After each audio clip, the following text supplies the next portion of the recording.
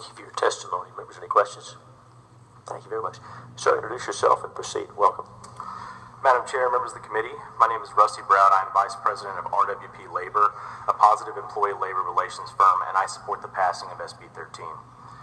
We are here because we are experts on labor relations and interact with labor unions in both the private and government sectors. Our expertise qualifies to state that dues checkoff is a point of contention.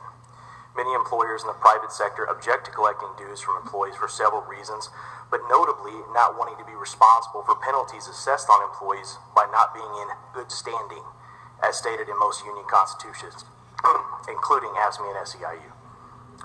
This bill is a step in making unions do what they promise members and represent the employee for the sake of representing the employee. And what you must understand is that there's no transparency here. The committee may recall a little history from 1959 where widespread corruption and racketeering by the labor unions moved Congress to pass the Landrum-Griffith Act, also known as the Labor Management Reporting and Disclosure Act. The annual reporting requires labor unions to report all expenditures such as political spending and the compensation of its officers, but note that at the time, government unions were not legal and therefore not included in the act.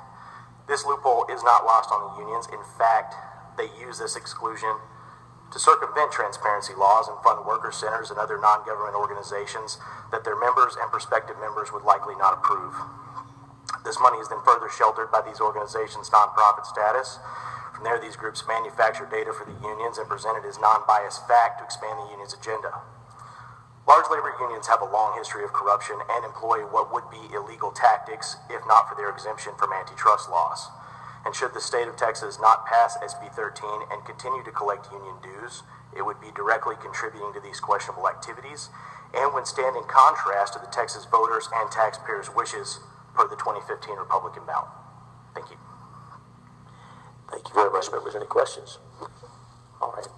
Please introduce yourself and proceed. Okay.